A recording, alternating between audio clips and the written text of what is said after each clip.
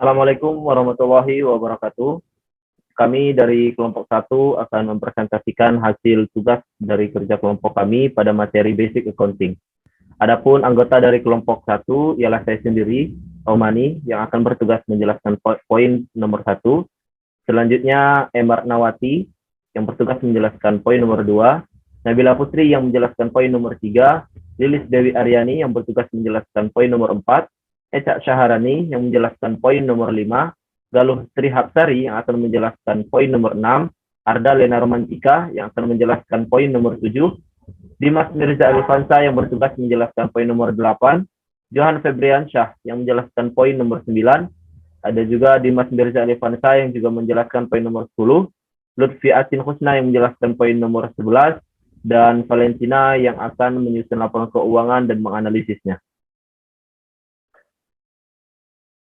Baik, di sini kami akan menjelaskan tutorial bagaimana menggunakan aplikasi Manager EO pada materi Basic Accounting.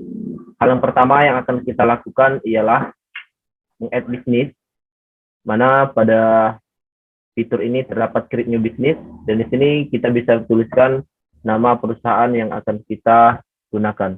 Dan juga di sini ada opsi country atau pilihan bahasa yang akan kita gunakan. Jika telah selesai, maka langsung saja meng-create new business.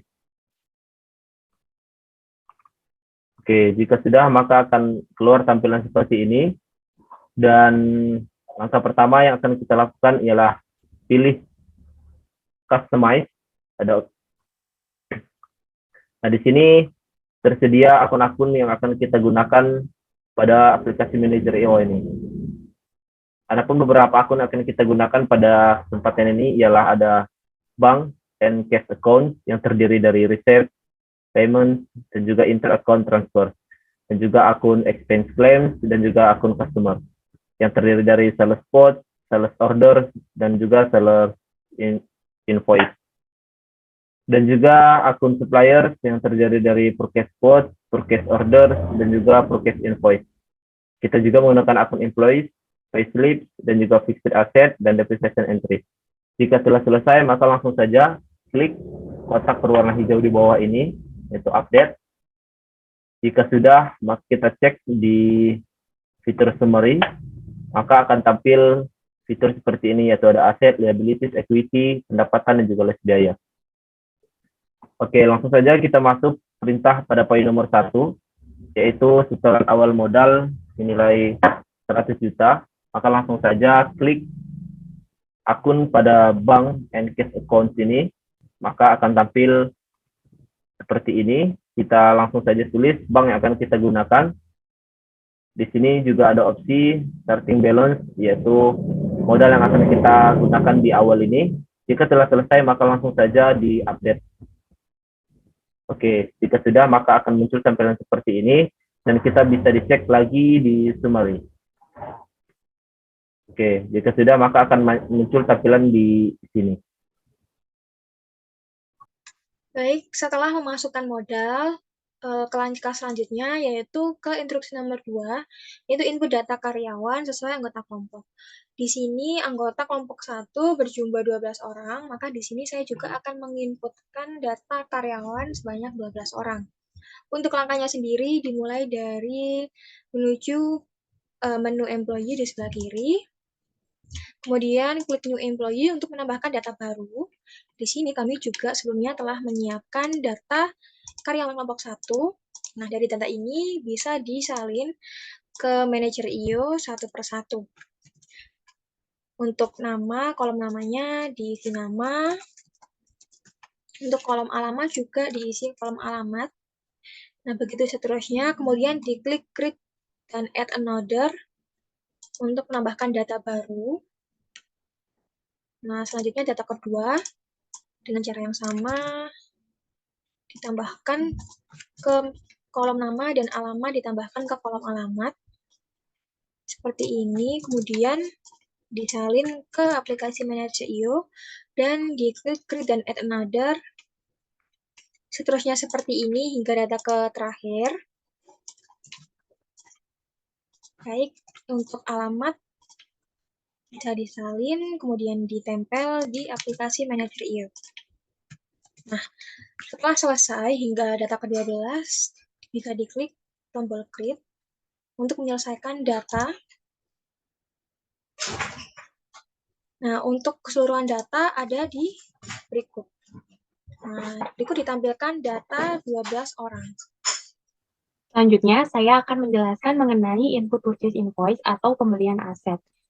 Nah, sebelum menambahkan database nama barang, kita perlu menambahkan akun aset depreciation. Karena di sini sudah terdapat akun aset depreciation, maka kita langsung lanjut untuk menambahkan barang yang akan dibeli pada fixed asset. Klik New Fixed Asset, lalu isi pada kolom item name sesuai dengan nama barangnya, yaitu printer Epson, dengan depreciation rate-nya 25%, description-nya pembelian, kita isi dengan pembelian printer Epson. Lalu pilih Custom Depreciation Expense Account dengan Asset Depreciation. Setelah selesai, klik Create untuk menyimpan database. Terlihat di sini sudah terdapat 3 barang tersebut telah tersajikan pada database fixed asset.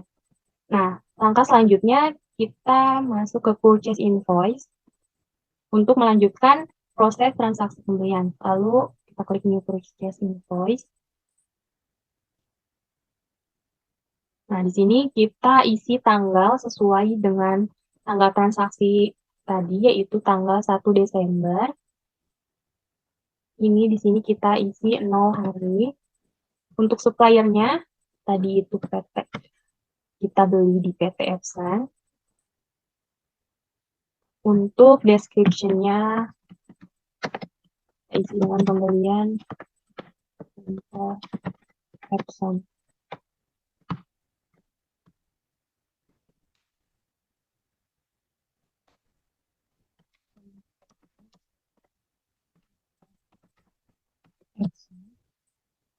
Untuk akunnya, kita isi dengan fixed asset,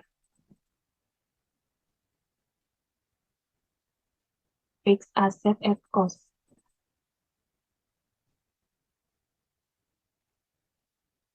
Kita pilih fixed asset-nya, yaitu printer Epson.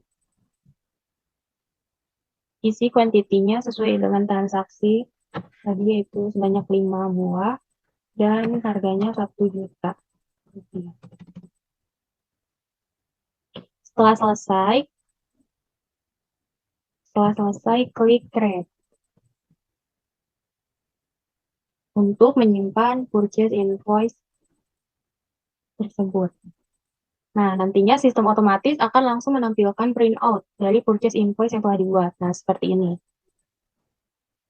Berdasarkan transaksi tersebut, sistem pembayaran ini kan dilakukan secara tunai. Maka purchase invoice ini wajib langsung dilakukan pembayaran dengan cara klik New Payment. Lalu akan muncul tampilan seperti berikut. Baik, selanjutnya saya akan menjelaskan bagaimana cara menginput data sales quotations. Yang pertama, kita masuk terlebih dahulu ke bagian customers. Klik di bagian new customer. Dengan tampilan seperti ini, kita akan lengkapi berdasarkan nama pelanggan, alamat pelanggan 2. Mungkin apabila pelanggan memiliki 2 alamat yang berbeda. Dan apabila pelanggan memiliki email, bisa diisikan di bagian kolom email. Setelah kita melengkapi data-data tersebut, kita bisa menyimpan dengan cara klik di bagian create.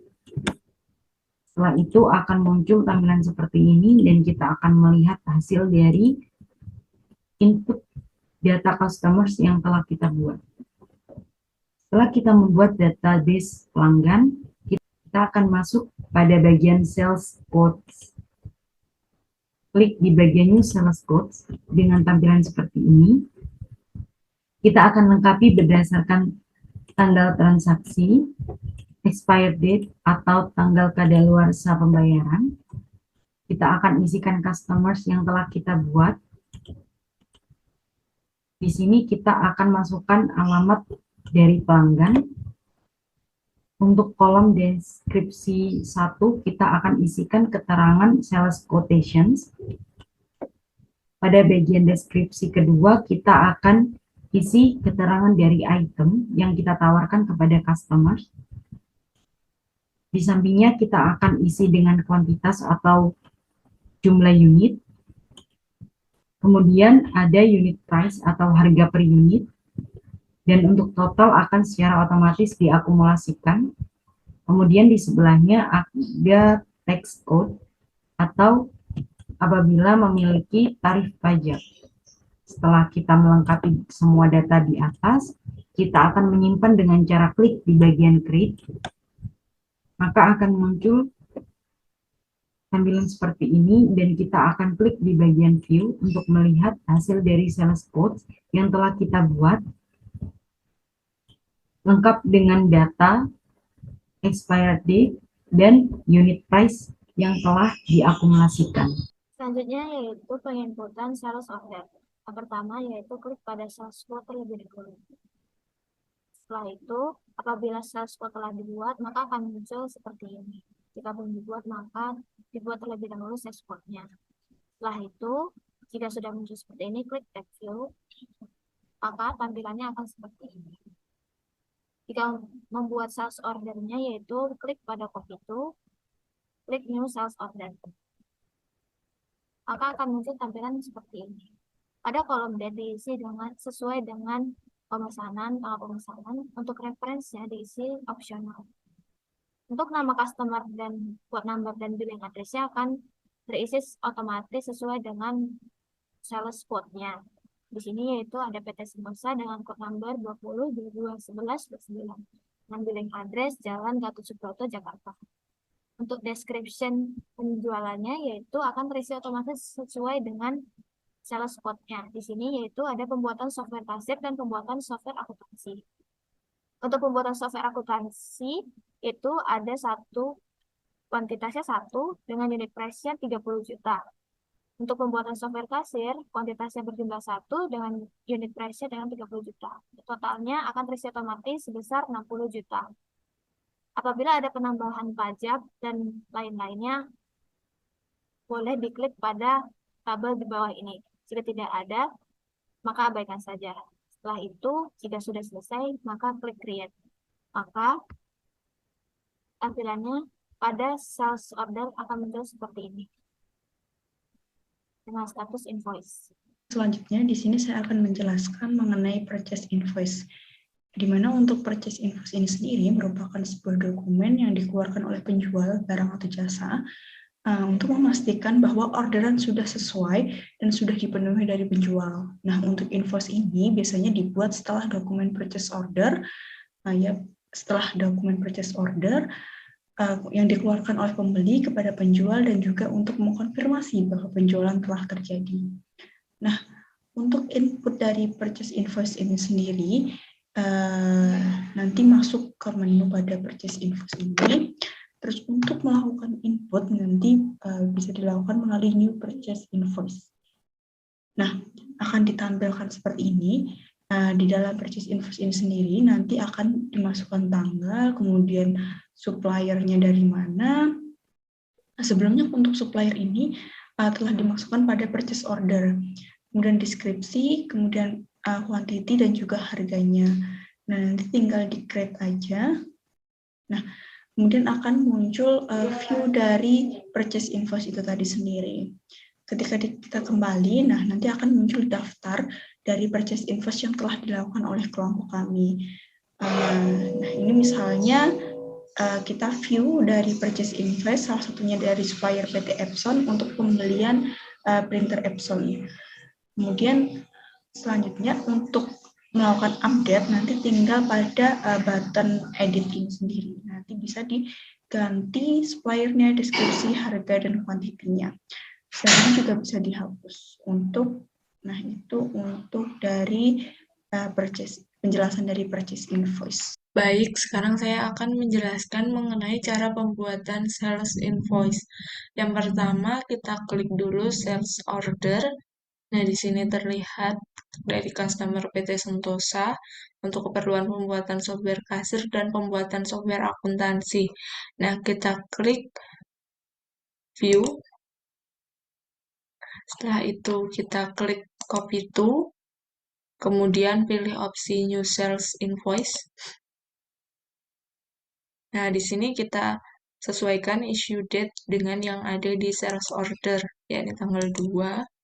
Kemudian due date-nya pastikan dalam status net. Kemudian untuk days-nya kita setting 14 hari. Centang bagian reference. Lalu untuk customer sudah benar. Selanjutnya untuk deskripsi, pilih penagihan jasa karena tadi peruntukannya di sales order adalah penagihan jasa. Selanjutnya klik kolom line number.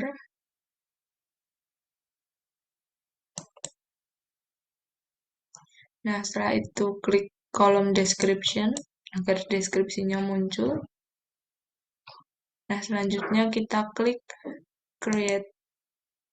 Nah, di sini sudah masuk invoice-nya.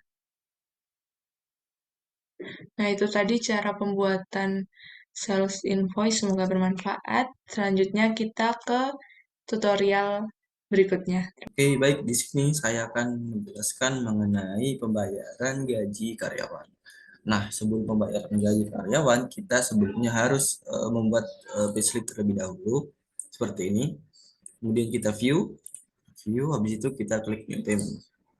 Nah, dalam new payment ini kita pilih ada paid from, kemudian nanti tanggalnya bisa dipilih.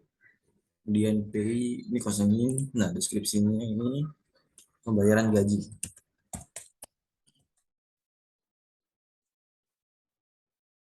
Oke, kemudian dalam akunnya ditulis employee, di sini ada nama karyawan, dan di sini ada total gajinya.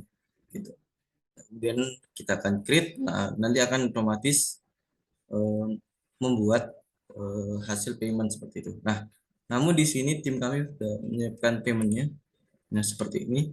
Jadi di sini ada 12 payment gaji karyawan, bisa dilihat di edit. Nah, di sini akan dijelaskan yaitu ini ada pembayaran pada tanggal 29 November kemarin dari Bank BCA, pembayaran gaji dengan karyawan atas nama Emma Ratnawati sebesar 3 juta rupiah, seperti itu. Begitu pun juga dengan karyawan-karyawan lainnya yang telah dibayarkan sebelumnya. Nah, dengan demikian maka pengeluaran karyawan tersebut akan ditotal melalui labor expense di biaya beban seperti ini sebesar 34,5 juta rupiah. Oke, untuk yang selanjutnya yaitu kita menginput gaji karyawan. Untuk yang pertama kita menuju ke setting, kemudian chart of account, dan kita new account di bagian profit and loss statement.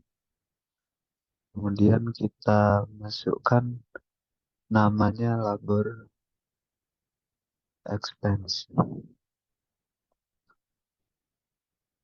Kodenya opsional, bisa diisi bisa tidak. Kemudian profit and loss statement-nya biaya, cash flow statement-nya operating activities, dan kemudian kita create.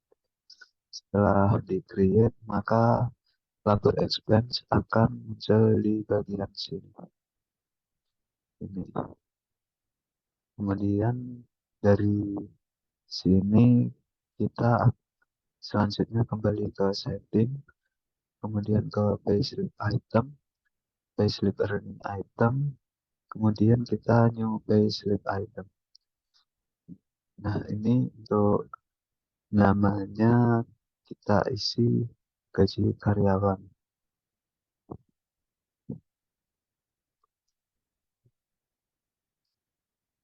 Kemudian atau bisa juga diisi payroll. Kemudian expense account-nya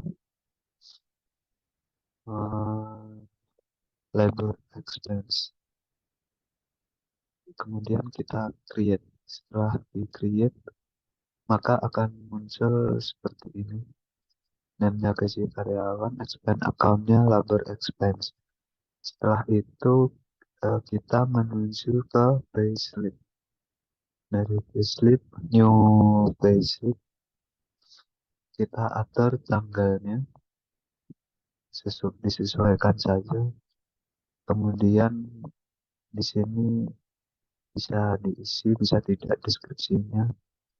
Kemudian employer, pilih nama karyawannya, kemudian earning-nya gaji karyawan, kemudian unitnya 1, dan unit price-nya misal 3.500.000. Kemudian jika kita ingin menambahkan gaji karyawan yang lain, bisa create and add another. Jika dirasa sudah cukup, maka di-create. Setelah di-create, nanti tampilannya akan seperti ini. Selanjutnya adalah input reimbursement. Untuk input reimbursement sendiri, kita bisa mengeklik database pada expense claim. Nah, berikut merupakan data reimbursement atau pembayaran tagihan dari 12 pegawai kami yang digunakan untuk keperluan perusahaan.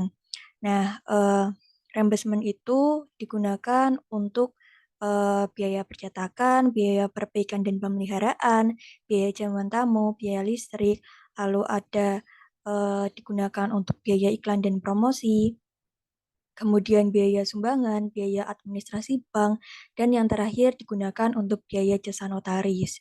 Nah, untuk menambahkan expense claim yang baru, kita bisa mengeklik new expense claim, tapi karena di sini kita sudah memasukkan ke-12 data karyawan kami, mungkin berikut merupakan contoh hasil dari pengerjaan kami. Nah, misalnya ini adalah reimbursement dilakukan pada tanggal 29 November tahun 2022, dibayarkan kepada Dimas Mirza untuk pembelian alat tulis kantor di toko ATK Jaya Mandiri. Untuk jumlahnya adalah 1, lalu untuk harganya adalah 100.000. Kemudian kita bisa mengeklik bagian kolom and description untuk menambahkan kolom. Kemudian kita bisa mengcopy bagian deskripsi.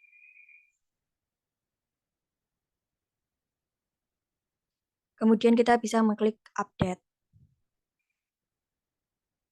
Nah, berikut merupakan salah satu contoh expense claim dari kelompok kami. Di sini kita mengambil salah satu karyawan, yaitu karyawannya adalah Dimas Mirza dengan untuk pembelian ATK dengan jumlah 1 dan harganya 100.000.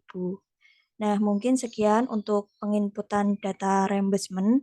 Untuk penginputan data selanjutnya bisa dilanjutkan oleh rekan saya. Terima kasih atas kesempatannya. Di sini saya akan menjelaskan mengenai profit and loss statement dari transaksi yang sudah dilakukan untuk periode 1 November 2022 sampai 30 November 2022.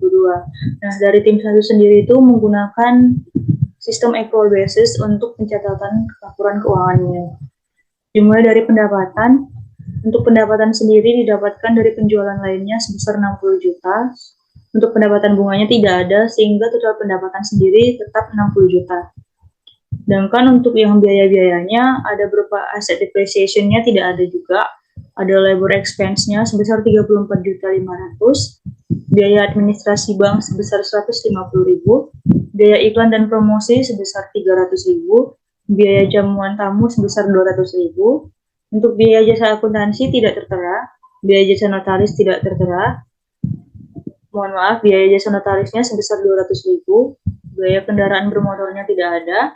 Untuk biaya listrik sendiri di dalam perusahaan ini terkena sebesar 200.000, biaya perbaikan dan pemeliharaan sebesar 400.000, biaya percetakan dan alat tulis kantor sebesar 350.000, serta yang terakhir ada biaya sumbangan karena biaya sewa dan peralatan komputer tidak ada untuk biaya sumbangan sendiri sebesar 50.000.